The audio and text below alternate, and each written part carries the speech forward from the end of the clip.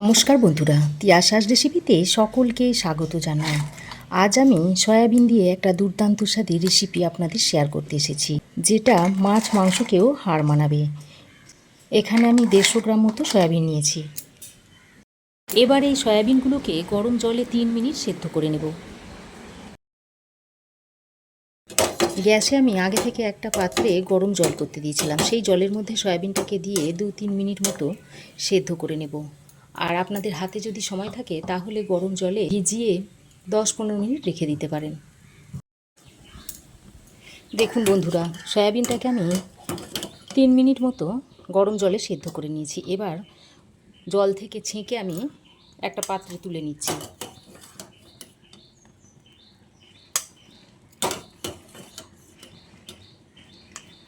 দেখুন, গরম জল থেকে তুলে সয়াবিনটাকে ঠান্ডা করে নিয়েছি। এবার এই সয়াবিনের ভিতর থেকে এইভাবে জলটা চিপে বার করে নিচ্ছি। তারপর একটা মিক্সির মধ্যে করে নিচ্ছি।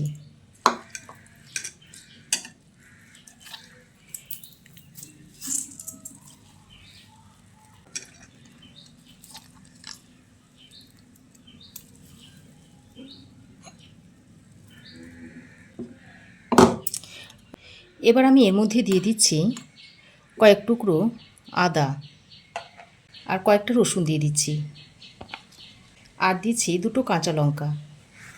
এবার এটাকে একটু বেটে নেব। দেখুন, সব সয়াবিনটাকে আমি 2বারে বেটে নিয়েছি, আর এরকম একটু দানা দানা রেখে সয়াবিনটাকে বেটে নিয়েছি। একবারে মিহি পেস্ট কিন্তু করিনি। এবার আমি এর মধ্যে দিয়ে দিচ্ছি একটা বড় সাইজের কুচনো পেঁয়াজ। এবার কিছু গুঁড়ো মশলা অ্যাড করে দিচ্ছি। দিয়ে দিচ্ছি 1/2 চামচ মতো হলুদ গুঁড়ো, ধনে গুঁড়ো দিয়ে দিচ্ছি 1/2 চামচ, জিরে গুঁড়ো দিচ্ছি 1/2 চামচ, কাশ্মীরি লঙ্কার গুঁড়ো দিয়ে দিচ্ছি 1/2 চামচ। যেহেতু আমি কাঁচা লঙ্কা দিয়েছি তাই আমি ঝাল লঙ্কার গুঁড়োটা দিলাম না। দিয়ে দিচ্ছি অল্প একটু গরম মশলার গুঁড়ো, আর দিয়ে দিচ্ছি একটু আমচুর পাউডার। আমচুর পাউডার না থাকলে আপনারা চাট মশলা কিংবা পাতিলেবুর রসও দিয়ে দিতে পারেন। এবার দিয়ে দিচ্ছি স্বাদ মতো নুন, আর কিছু কুচানো কারি পাতা দিয়ে দিচ্ছি। আমি এখানে কারি পাতা ব্যবহার করছি, আপনারা চাইলে এখানে ধনে পাতাও দিয়ে দিতে পারেন। এবার আমি মশলাগুলো দিয়ে সব কিছুকে আগে একবার ভালো করে মিশিয়ে নিচ্ছি, আর এইভাবে হাতের সাহায্যে খুব ভালো করে চেপে চেপে মেখে নিতে হবে। প্রোটিনে ভরপুর এই সয়াবিন আপনারা এইভাবে বানিয়ে মাঝে সাঝে খেতে পারেন বা বাচ্চাদেরও খাওয়াতে পারেন। দেখুন, গুঁড়ো মশলা আর পেঁয়াজটা দিয়ে ভালো করে মিশিয়ে নিয়েছি। এবার আমি এখানে বাইন্ডিংয়ের জন্য দিয়ে দিচ্ছি এই বাটির 1/2 বাটি মতো বেসন। বেসনটা দিয়ে আবারও ভালো করে মাখিয়ে নিচ্ছি। এইভাবে একটু চেপে চেপে মেখে নিতে হবে, তাহলে বাইন্ডিংটা ভালোভাবে হবে। সয়াবিনের কিমাটাকে আমি খুব ভালো করে মেখে নিয়েছি, আর এর মধ্যে একটুও জল ব্যবহার করিনি।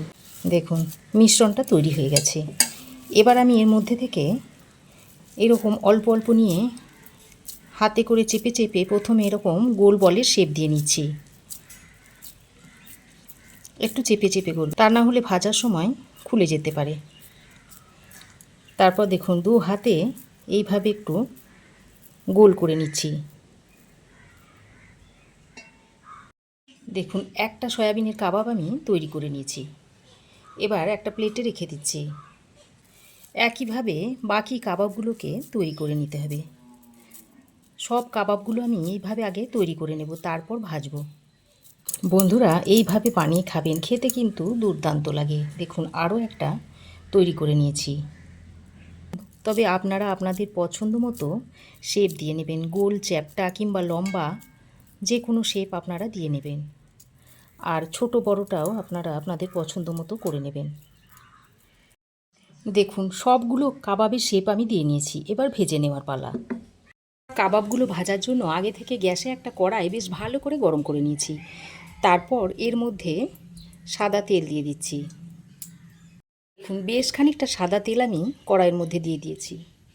এবার তেলটাকে খুব ভালো করে গরম করে নেব। দেখুন বন্ধুরা, তেল খুব ভালোভাবে গরম করে নিয়েছি। এবার এই তৈরি করে রাখা সয়াবিনের কাবাবগুলো এই গরম তেলের মধ্যে একে একে ছেড়ে দিচ্ছি।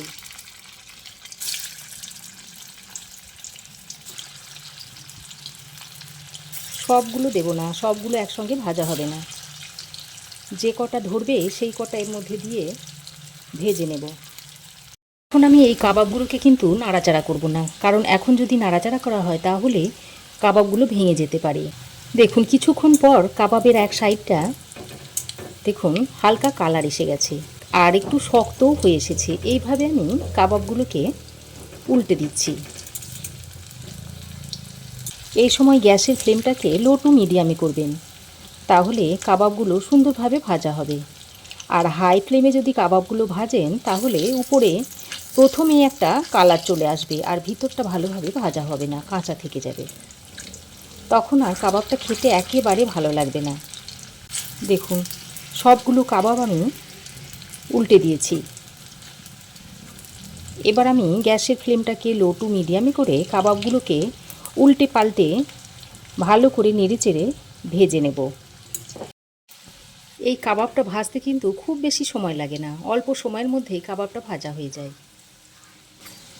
আর সব সময় মাংসের কাবাব তো আর খাওয়া হয় না, মাঝে মধ্যে যদি এইভাবে সয়াবিনের কাবাব বানিয়ে খাওয়া হয় তাহলে মন্দ হয় না।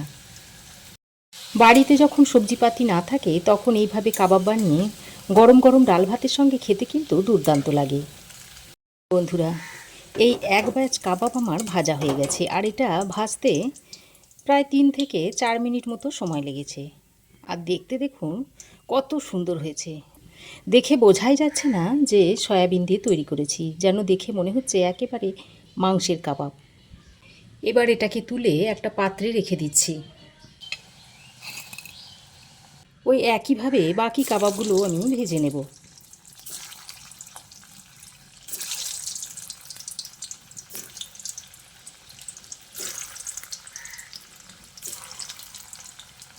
একইভাবে কাবাবের এক সাইডটা হালকা একটু কালার ধরলে এইভাবে উল্টে পাল্টে দিচ্ছি। দেখুন বন্ধুরা, দ্বিতীয় ব্যাচের কাবাবগুলো আমি বেশ লালচে করে ভেজে নিয়েছি। এবার এই কাবাবগুলোকেও আমি তেল ছেঁকে তুলে নিচ্ছি।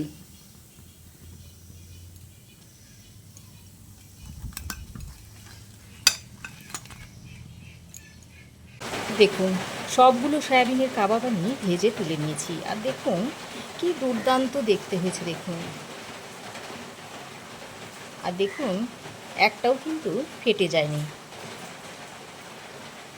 বন্ধুরা, আপনারাও একবার এইভাবে বানিয়ে খেয়ে দেখতে পারেন। দেখুন কতটা মুচমুচে হয়েছে, দেখতে পাচ্ছেন তো? আওয়াজটা বুঝতে পারছেন কতটা মুচমুচে হয়েছে? এবার আমি একটা কাবাব আপনাদের ভেঙে দেখাচ্ছি যে ভিতরটা কেমন হয়েছে। দেখুন ভিতরটাও দেখুন কত সুন্দর দেখতে হয়েছে।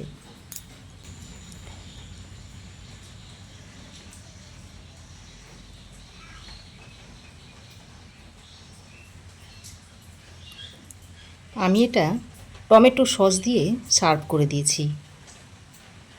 আশা করছি আমার এই সিম্পল রেসিপিটা আপনাদের ভালো লেগেছে। ভালো লাগলে একটা লাইক, শেয়ার ও কমেন্ট করবেন। পাশে থাকা বেল আইকনটা অবশ্যই প্রেস করবেন। আর আমার চ্যানেল এখনও না সাবস্ক্রাইব করে থাকলে প্লিজ চ্যানেলটা সাবস্ক্রাইব করার অনুরোধ রইল। সে পর্যন্তই, আবার দেখা হবে নতুন কোনো রেসিপি নিয়ে নেক্সট এপিসোডে। সে পর্যন্ত ভালো থাকবেন, সুস্থ থাকবেন। ধন্যবাদ।